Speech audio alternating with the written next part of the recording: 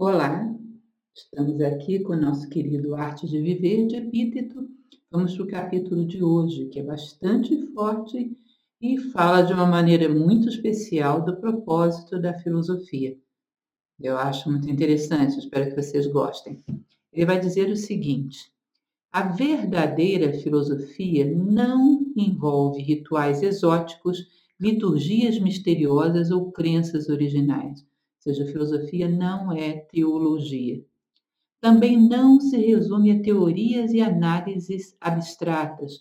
Filosofia não é intelectualismo puro. A verdadeira filosofia é, evidentemente, o amor à sabedoria. É a arte de viver bem a vida. Como tal, precisa ser resgatada dos gurus religiosos e filósofos profissionais, para não se deixar explorar como um culto esotérico ou um conjunto de técnicas intelectuais desconexas ou um jogo de quebra-cabeças que sirva apenas para exibir sua inteligência. Vejam que curioso. Muito recentemente fiz uma palestra sobre Pierre Hadot, onde ele fala exatamente isso. A filosofia, no seu período grego clássico, ela era a arte de viver. Ela era algo prático que orientava a vida de todos. Chegamos a um determinado momento que, aí às portas da Inquisição e muito depois ainda, primeiro a filosofia teve que se calar. Depois houve uma divisão em que a arte de viver era cuidada pela religião. A filosofia se restringiu ao pensamento teórico. Bom, essa imposição já passou há muito tempo e nós não voltamos atrás, não voltamos às origens. Nós nos acomodamos nessa situação em que filosofia é só teorizar. Para viver tem que ser outra coisa. E hoje, muitas vezes, ficamos um pouco perdidos, uma vez que não optamos por alguma teologia, ou mesmo quando optamos, a filosofia ainda assim poderia ser um orientador muito importante para nos ensinar a lidar com as coisas da vida. E nós não retomamos a essa forma original da filosofia como arte de viver. Ela ficou restrita a uma elaboração de determinados conceitos que se fecha em si mesma com um pensamento extremamente complexo e de quase nenhuma ligação com a vivência humana. É exatamente o que Hadot disse, é exatamente o que esse capítulo de Epíteto está insinuando. A filosofia é destinada a todos, embora cada um desperte o seu tempo para ela. E só é praticada de modo autêntico por aqueles que a associam à ação no mundo. Ou seja, só é praticada de modo autêntico por aqueles que associam a filosofia à ação no mundo, visando uma vida melhor para todos. Ou seja, uma filosofia prática. Essa é a ideia que se tinha no estoicismo, é a ideia que se tinha no mundo greco-latino. O propósito da filosofia é iluminar os caminhos de nossa alma, que foram contaminados por convicções infundadas, desejos descontrolados, preferências e opções de vida questionáveis que não são dignos de nós, como seres humanos. Ou seja, a filosofia seria uma espécie de detox de pensamentos e sentimentos que não são humanistas, que não nos conduzem à plenitude da condição humana que nesse momento nos brutalizam, nos animalizam e nos alienam da realidade. O principal antídoto a tudo isso é um autoexame minucioso aplicado com bondade. Ou seja, quais são as ideias que são realmente minhas, quais são os sentimentos que são realmente meus, onde eu me aplico a aperfeiçoar o meu pensamento para que isso se manifeste na minha ação, eu me torne um ser humano cada vez mais digno da condição humana. Essa é a ideia, sempre orientado pela ideia do bem.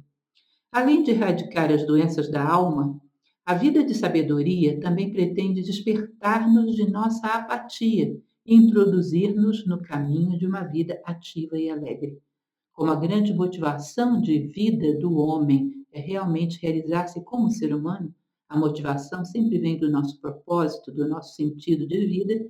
A verdadeira filosofia também nos protege da apatia, da inércia, do comodismo, de entregar a nossa vida e sermos vividos e não vivermos, de não termos as rédeas da nossa vida na nossa mão, sermos pensados, sermos sentidos, sermos mecanizados, massificados.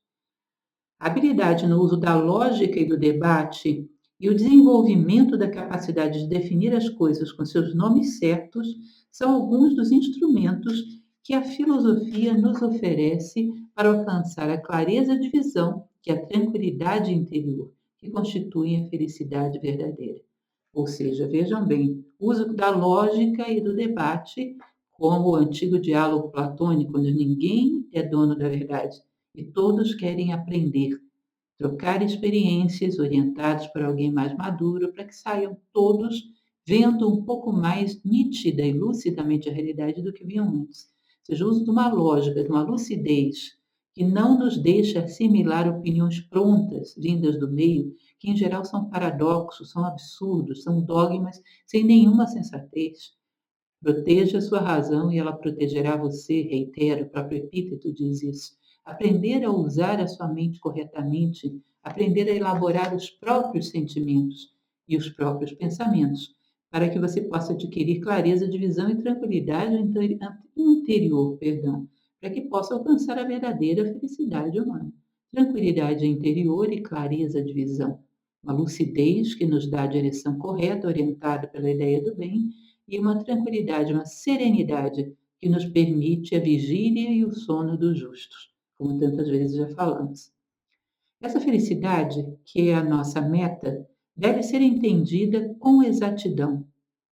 A felicidade costuma ser confundida com prazer ou lazer, experimentados passivamente. Prazer ou lazer fazem parte da vida, mas muitas vezes não são tão prazerosos como nós imaginamos, quando nós nos entregamos aos prazeres que a moda consagra como os melhores e não aquilo que realmente nos satisfaz. E a ideia não é fazer com que a nossa vida seja um grande tédio e que só na hora do lazer tenha valor. A ideia é iluminar toda a nossa vida com sentido. Esse conceito de felicidade só é bom até certo ponto, resumido a prazer e lazer. O único e precioso objetivo de todos os nossos esforços é uma vida em expansão no caminho da plenitude. Ou seja, só a plenitude, só o aperfeiçoamento como ser humano, só estar em paz com o nosso dia, percebendo que tivemos uma trajetória humana no dia de hoje, só essa serenidade interior de sentir que coincidimos conosco mesmo, com a nossa natureza humana, só isso nos garante a verdadeira felicidade.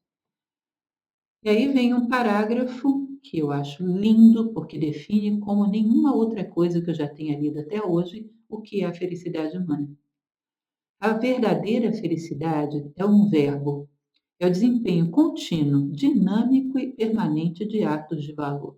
O que eu fiz hoje? Eu tive atos de valor? Eu tive uma trajetória humana? Bom, o dia de hoje foi um dia feliz.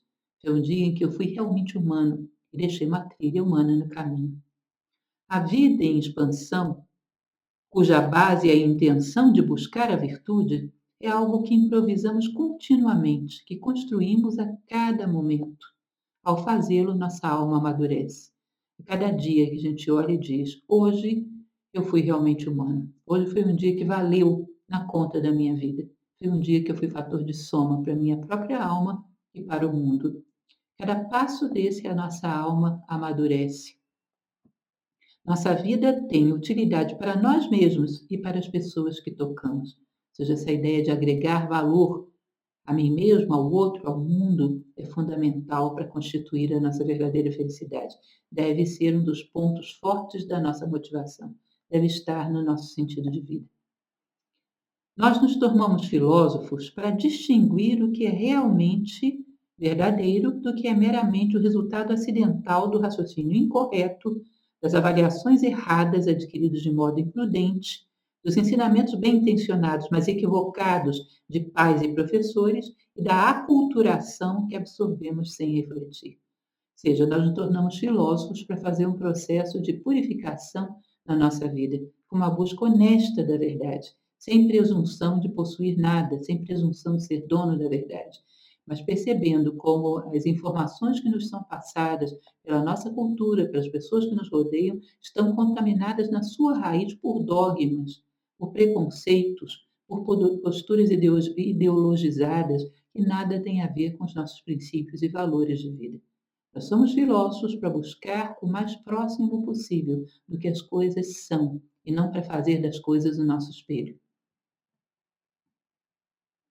Para aliviar o sofrimento da alma, precisamos nos entregar a uma introspecção disciplinada, na qual realizamos exercícios mentais para fortalecer nossa capacidade de descobrir quais são as convicções e os hábitos sadios e quais são os prejudiciais causados pela negligência, seja para amenizar as dores da nossa alma, saber discernir, saber selecionar, saber excluir aquilo que nos contamina, aquilo que nos distorce, aquilo que nos afasta da verdade.